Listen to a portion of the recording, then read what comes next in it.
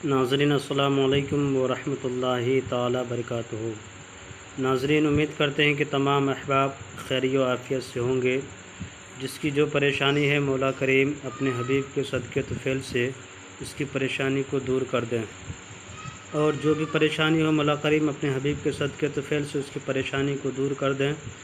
और जब भी दुआ के लिए हाथ उठे मुझे भी दुआ में ज़रूर याद फरमाएँ।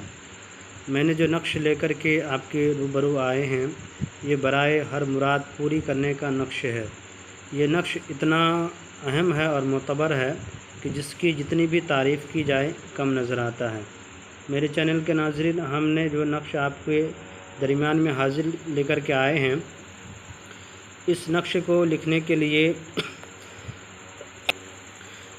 लिए आपको कागज़ कलम की ज़रूरत नहीं है। इस नक्श को लिखने के लिए हिरन की जो झील होता है, एक कागज़ के मानिंद एक होता है, उसको ला कर के लिखेंगे तो मैं यकीन के साथ कहता हूँ कि आपकी हर काम मकसद पूरा हो जाएगा।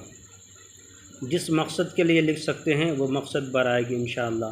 चाहे शादी नहीं हो रही हो लड़की की, उसको आप जिस लड़की की शादी नहीं हो उसके गले में लटका दें, या आपका कोई काम पूरा नहीं हो रहा हो उसके गले में ये ताबीज़ लटका दें, उसी हिरन की झील में लिख करके उस पर। और क्या करें कि अगर जिसके घरों में बंदिश लगा हो, कारोबार में बंदिश लगा हो, लिख करके वो अपने पास गले में रखें या अपने पास में रखें।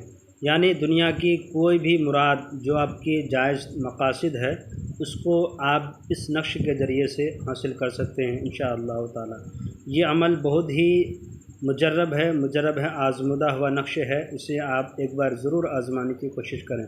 जिसकी रोज़ी रोटी में बरकत ना हो उसको अपनी खैर बरकत के लिए भी इस्तेमाल कर सकते हैं।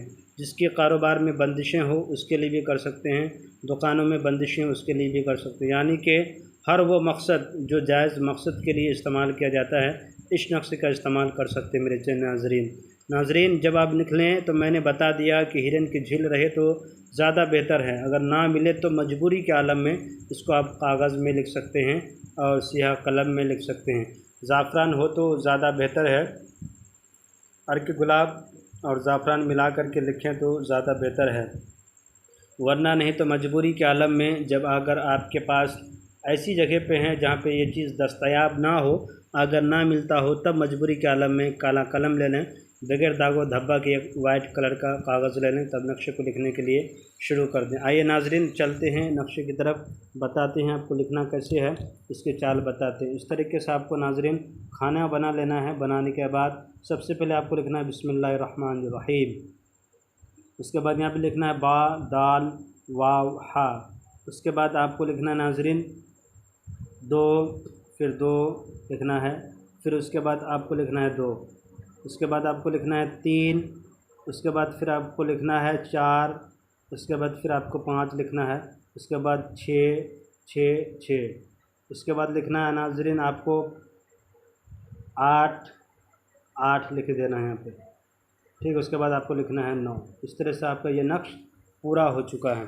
जब आपने ये नक्श लिखने के बाद क्या करना है कि नाज़रीन इसको फ़ोल्ड करके, या उसके नक्श लिखने से बाद में नीचे में अपना यहाँ पे मकसद लिख दिया करें। जो भी मकसद हो आपका, आपकी कारोबार में बंदिश हो, उसके लिए यहाँ बोल दिया करें कि मेरे कारोबार की बंदिश टूट जाए, ख़त्म हो जाए, यहाँ पे मकसद लिख दिया करें। या लड़की की शादी नहीं हो रही है, उसकी लिख दो कि मेरी लड़की की जल्द से जल्द फ़लाँ शख्स की शादी हो जाए, उसके लिए यहाँ उसका नाम लेकर के लिख दिया करें। जो भी मकसद हो यहाँ पे लिखा करें। लिखने के बाद इसको अच्छी तरीके से फ़ोल्ड कर लें। फ़ोल्ड करने के बाद जिस तरह से ताबीज़ बनाते हैं उस तरह से ताबीज़ को बना दिया करें। और ताबीज़ बनाने के बाद नाज़रीन करना क्या है कि इसको अच्छी तरीके से इसमें इस तरह फ़ोल्ड करें कि इसके अंदर ज़र्रा बराबर पानी का कतरा अंदर दाखिल ना हो पाए। और जब बनाएं तो बनाने के बाद इसको क्या करें कि गले में पहन लें। उतने दिन तक पहने रहें जब तक आपके मुकम्मल तौर पे आपका मकसद पूरा नहीं हो जाता, आपकी मुरादें पूरा ना हो जाता, तब तक आप उसको अपने पास में रखा करें। इंशाअल्लाह ताला चंद दिन गुज़रने के बाद देखिएगा कि नाज़रीन आपका जो मकसद है इस नक्श के ज़रिए से रब के फजल करम से आपका मकसद पूरा हो जाएगा। मेरे चैनल के नाज़रीन, मेरे चैनल को लाइक और सब्सक्राइब कर दें इजाज़त लेने के लिए, और जो ज़रूरतमंद है उसे शेयर कर दिया करें। नाज़रीन, मुझे दुआ में ज़रूर याद रखा करें, मेरे पूरी वीडियो को ज़रूर देखा करें। खुदा हाफिज़।